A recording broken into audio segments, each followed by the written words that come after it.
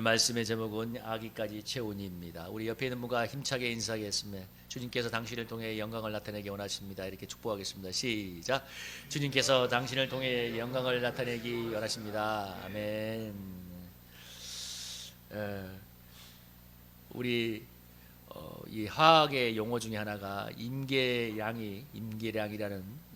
용어가 있는데, 이게 무엇이냐면 어떤 변화를 이끌어내기 위해서는 일정한 양의 시간이나 어떤 힘이 들어가야 된다는 얘기죠. 그래서 만약에 10이라는 이 물체를 들어오려면 10 이상의 힘이 피게 하겠죠. 그래서 10이라는 물체가 들어올려져야 그 다음에 어떤 의미 있는 변화가 일어나는데, 이 투입되는 10이라는 힘, 이게 임계량이자 임계치가 되는 거예요. 그래서 우리 또 임계점이라고 하죠. 물이 끓어서 물이 수증기로 변화되는 그 지점을 임계점이라고 합니다. 그런데 임계점까지 이르려면 뭡니까? 열심히 끓여야 되죠. 막 불을 가열해서 그게 임계량이 되는 거예요. 그래서 그 순간이 와야 이제 어떤 의미 있는 변화나 이것이 일어난다고 하는데, 우리 언어학자들이 얘기할 때 보통 만 6세 정도의 언어를 구사하려면 약 2,500단어를 이게 알고 있어야 된다. 2,500단어. 근데 보통 그 정도 단어가 완전히 이제 습득이 되고 이렇게 쓰여지는, 이렇게 쓸 수 있는, 자유제로 쓸 수 있는 시간이 약 1만 시간이라고 합니다. 그래서 어떤 책에 보면 1만 시간의 법칙이라는 책이 있었잖아요. 하루 4시간에서 얼마를 하면 전문가의 경지에 이를 수 있다고. 그 말은 굉장히 이렇게 과학적이기도 하고 설득력도 있어요. 어느 정도 축적이 돼야만 어느 정도 의미 있는 변화나 결과치가 나타날 수 있는 겁니다. 저도 청소해 보니까 몇 바퀴를 돌아보니까 이제 좀 몸에도 있고 뭔가 할 수 있는 그게 되는 거죠. 여러분도 마찬가지일 거예요. 무엇인가 삶에 의미 있는 결과나 무엇인가를 만들어내려면 어느 정도 임계점을 지나가야 됩니다. 그래서 신앙생활도 반드시 이런 부분이 필요한데요. 그래서 하나님의 역사를 경험하고 하기라면 우리 여기 오늘 본문을 적용해 보자면 아기까지 채우는 이 순종의 임계점을 지나가 봐야 돼요. 아기까지 채우는 신앙의 순종의 임계점. 우리 최동원 집사님하고도 몇 번 대화를 했습니다만은 그 동남아시아의 어느 그 시골에서 아버지가 이제 칼 한 잔을 들고 정글에 들어가서 대나무를 베어서 뗏목을 만들어서 그걸 잘 하류에다가 실어남으로써 가족을 먹여 살리는데, 내가 보니까 아이고 거기 자녀가 6명인가 7명이야.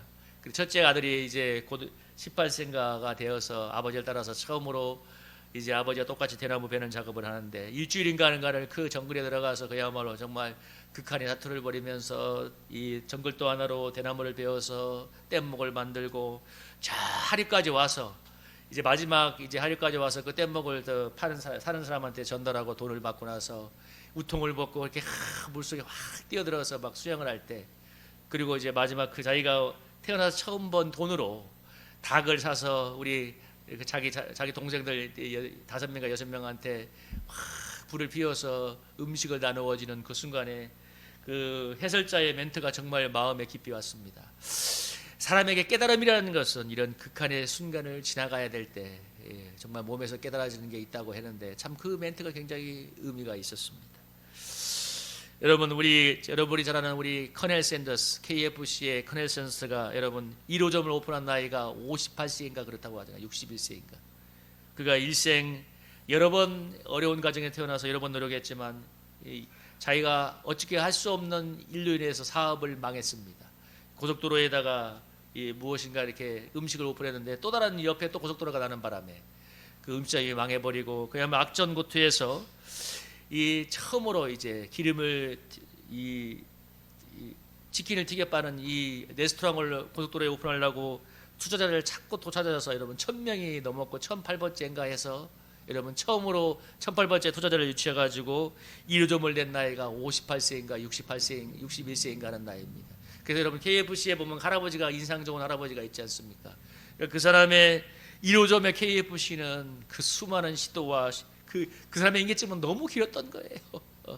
그래서 거기를 했는데, 여러분 성경은 수많은 기적이 나오죠. 그래서 물론 하나님의 기적을 모든 걸 이렇게 수학적인 공식으로 정형화시킬 수 없지만, 그래서 대표적으로 요한복음 5장에 38년 된 병자를 일으킨 기적은 그 본인이 소원하는 것도 아닌데 주님이 일방적으로 찾아와서 긍휼을 베푸신 경우입니다. 아주 좀 특이한 케이스죠.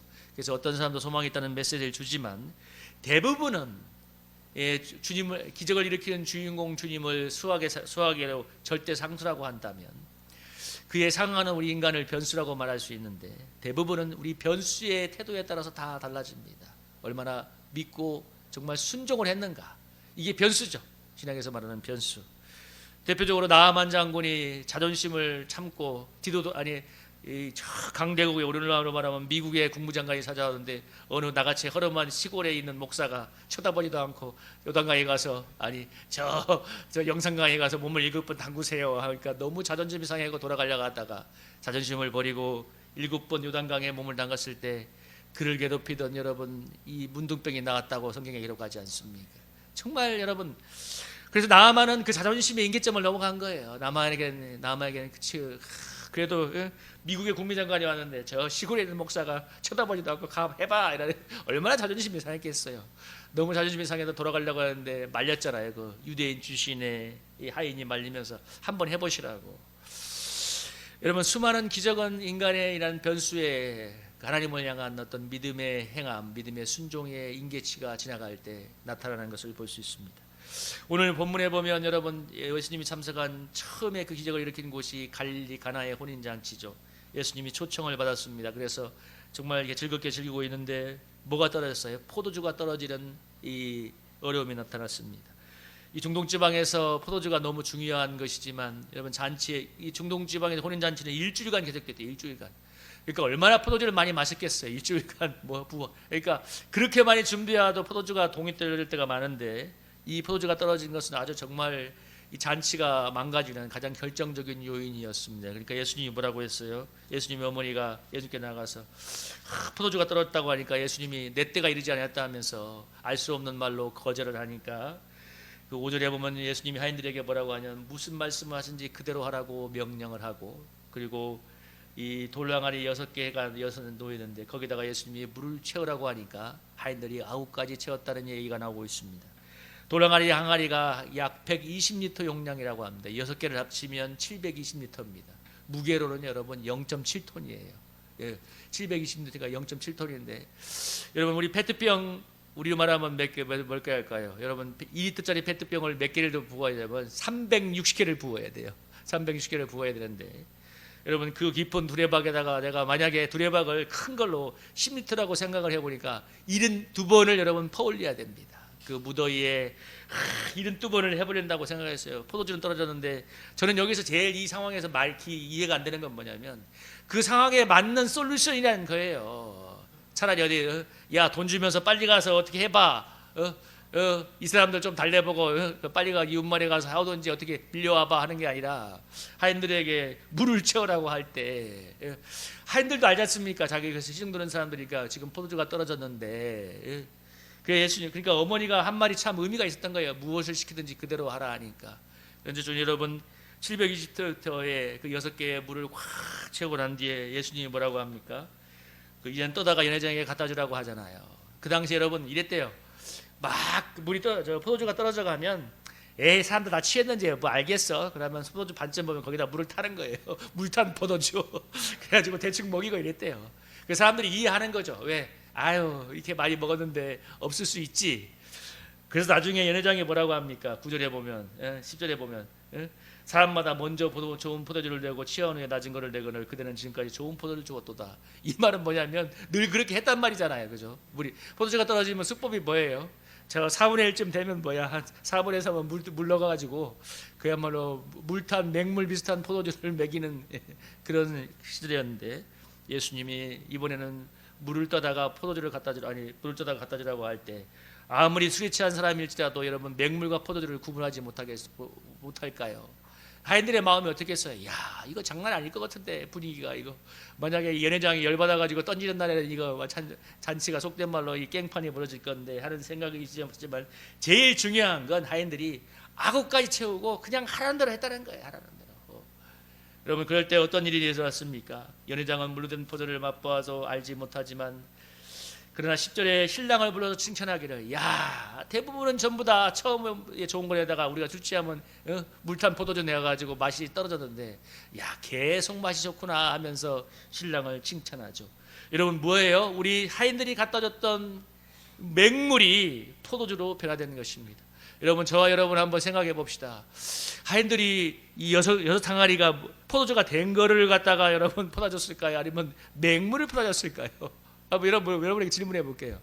여섯 개의 항아리가 있었는데 맹물이 된 걸 갖다가 물을 퍼다줬을까요? 아니면 포도주가 된 것을 퍼다줬을까요? 저는 이 성경에 기록된 목격을 가만히 생각해 보면 분명히 그들이 주전자에다가 아니면 우리의 술병에다가 물을 퍼줬을 때 맹물을 담았어. 가는 중간에 어떻게 됩니까? 변화된 것입니다. 아구가에 채우는 순종을 하는 동안에 변화된 것이죠. 그래서 여기가 제일 중요한 건 뭐냐면 아구까지 채웠다는 거예요. 뭐예요? 이 물 여기까지 물이 찰랑찰랑 넘칠 때까지 3분의 1만 채운 것도 아니고 3분의 2만 채운 것도 아니고 10분의 1만 더 채운 것도 아니고 100에 100, 100에 110을 채웠다는 것입니다. 그때 이런 물이 변하여 포도주가 되는 역사가 일어났습니다. 여러분, 사람이 아무리 아구까지 물을 채운들 예수님이 없다면 무슨 맹물이 포도주가 되겠습니까? 근데 중요한 건 주님이 말씀하신 그대로 아구까지 채우니까 물이 변하여 포도주가 되는 기적이 일어났다는 것입니다. 저는 여러분 이 본문을 준비하면서 한 가지 제가 마음에 깊이 느껴지는 것은 뭐냐면, 저도 옛날에도 그랬고 많이 실수했던 거, 수많은 사람들이 실수했던 건 뭐냐면 사람들이 좋은 생각을 하고 좋은 말을 하고 좋은 마음의 소원을 가지고 있으면 마치 그것이 신앙인 양 착각할 때가 너무 많았다는 것입니다. 그래서 제가 옛날에 홍정일 목사님 했던 말이 정말 마음에 남았어요. 좋은 생각을 하고 좋은 글을 쓰고 좋은 생각을 하고 좋은 글을 쓰는 사람이, 그러나 여러분 못된 사람일 수도 있고 그렇지 않을 수 있다는 말이 너무 마음에 남았어요. 맞아요. 그건 여러분 하나의 시작일 뿐이지 절대로 결과물이나 변화치가 아닙니다. 여러분은 우리 하인들이 예수님이 물을 채우라고 했을 때 채우는 신용만 했다는 것은, 만약 했다면 어떤 이 기적이 일어났겠어요? 아구까지 채우는 순종을 하니까 여러분 변화가 일어났습니다. 좋은 생각, 좋은 마음을 품는 것이 아니라 여러분 몸을 일으켜서 아구까지 하는 순종이 일어날 때 여러분 기적이 일어날 줄로 믿습니다. 그래서 저는 느꼈어요. 절대로 생각하는 것 좋은 것으로 사람이 변화되는 게 아니라 이런 몸을 움직여서 몸이 훈련되어지고 순종의 발걸음을 뛸 때 일어나는구나. 여러분, 제가 신주 닦는 얘기를 종종 하는 이유가 뭐냐면 그게 나에게 너무 필요한 부분이기 때문에 그래요. 저는 제가 일을 해보니까 제가 사업수완이 있다는 걸 알았어요. 저는 속된 말로도 이 상대방을 후려치는 솜씨도 있다는 걸 알았어요. 말로도 후려치고, 속된 말로 세상어 말하면 막 이리 치고 저리 치고 하면서 저 사람의 약점이 무엇인가도 알아갖고 푹 찌르기도 하고 원하는 걸, 그런 사업수완이 있다는 걸 알았습니다. 그러니까 세상을 하는 데는 어렵지 않았겠다는 생각이 들었는데, 그러나 목회자에게 제일 중요한 건 여러분 겸손하고 온유하게 섬기는 겁니다. 그러니까 조급하지만 안 돼요. 근데 저에게 제일 안 되는 게 조급한 거, 그 다음에 신경질과 짜증 부리는 겁니다. 이건 제가 저의 삶의 환경과도 연관이 있는데, 그 하나님의 신주 닦는 일을 통해서 막 이 성가신이 마음을 훈련하는데, 중요한 건 몇 년 닦다 보니까 정말 이게 훈련이 돼요. 정말 훈련이 돼요. 그 제가 느꼈어요. 이 훈련의 임계점을 지나야 이게 좀 사라져 가는구나. 여러분들 수많은 약점 안 되는 것들이 안 된다고 생각하지 마세요. 그 시간을 지나가면 될 줄로 믿습니다. 아구까지 채우면 돼요. 근데 거기까지 안 채우고 이제 다들 짜증이 나지 마. 왜 안 되는 거야? 왜 안 되는 거야? 아니요, 돼요. 되는데 채워야, 임계점을 지나야 돼요. 여러분, 두려움을 어떻게 극복합니까? 수많은 사람들이 성경 말씀이 있고 기도하고 두려움을 이겨야 되겠다. 이것도 맞아요. 도움이 돼요. 근데 여러분, 두려움을 이기려면 두려움의 강을 건너가야 될 줄로 믿습니다. 주님의 손을 붙잡고 건너가 봐야 돼요. 여러분, 벼랑끝에서 떨어지는 한번 괴로움을, 벼랑끝에서 떨어지면 죽을 수도 있지만 주님이 주시는 비상하는 믿음의 날개가 달려서 상공을 올라간다는 걸 체험을 해봐야 돼요. 말로만 두려움을 이깁니다. 두려움을 이깁니다. 못 이겨요. 아니요, 두려움의 강을, 주님의 손을 잡고 믿음의 강을 한번 지나가 봐야 될 줄로 믿습니다. 여러분, 제가 옛날에 처음에 운전할 때 정말 그때 체험을 잊을 수 없습니다. 이 경북의 어느 포항인가 산골에서 빙판길인데 저는 초보이니까 몰랐어요. 거기서 브레이크를 잡으면 안 된다는 것을. 근데 저도 모르게 이게 뭐가 상황에 대해서 브레이크를 잡았는데 차가 정말 세게도 안 돌아, 천천히 시계바늘처럼 도는데 360도 돌아가요. 근데 더 정말 당혹스러운 건 뭐냐면 바로 앞에 4-5m 지점에 또 다른 차가 마주오고 있었어요. 그러니까 그대로 가면 사고가 안 났겠지만 차가 이렇게 돌아서면 부딪히잖아요. 근데 그 앞에는 이 운전자가 정말 센스가 좋았던 게 부딪히거든가 순간 가속을 해갖고 지나가 버린 거예요. 그러면서 그 차가 지나갈 때 제가 그 차 30cm를 따라갔어요. 이렇게. 그래서 차가 딱 360도 그대로 돌아왔고 그대로 그 자리에 섰어요. 그래서 제가 이제 한 1분 정도 마음을 진정시킨 다음에 어쨌든 가야 되니까 그 얼마나 두렵습니까? 거길 지나가는 게. 근데 어떻게 가야지 안 가면 어쩌죠. 그래서 갔어요. 가니까 저 뒤에 있는 차가 2대가 승용차가 2대 있었는데 겁이 질려갖고 그 사람들이 오금을 못 펴는 거예요. 제가 그런 걸 보고 이해가 되죠. 근데 제가 그 빙판길을 지나서 언덕을 넘어갈 때쯤 되니까 그 사람들도 용기를 내서 따라오는 걸 봤습니다. 근데 제가 사고 난 제가 돌아갔으면 그 사람들도 돌아갔을 것 같은 생각이 들더라고. 그래서 제가 그 자리를 지나가니까 그 사람들 2대가 따라오는 거예요. 아, 살 수 있구나. 저는 그 순간을 지금도 복귀해 보면 사고가 났던 게 하나님의 은혜라는 것을 기억합니다. 어떻게 여러분 그 순간에 정말 내가 보기에 거의 부딪히거나 했는데 그 순간 그 상대방 운전자가 브레이크가 아니라 이 엑셀을 밟아가지고 차가 그냥 속력을 내서 지나가 버렸겠어요. 그런 센스가 그런 용기가 어디 나왔겠어요. 근데 중요한 건 제가 그 순간을 지나가면서 느꼈던 건 뭐냐면 그러면서 운전에 이렇게 담대함이 늘어갔는데 여러분 느꼈던 건 있습니다. 이 뭔가 이렇게 두려움의 지점을 지나가야 이걸 이겨낼 수 있구나. 제가 사고도 한번 크게 났거든요. 여러분 차가 논두렁이 거꾸로 바뀌는 체험을 했어요. 그래서 영화에서 나오던 발로 창문 유리창을 깨는 영화를 한번 찍어봤어요. 정말 그 며칠 동안은 운전을 다시 못할 것 같았어요. 근데 일주일이라니까 하게 돼.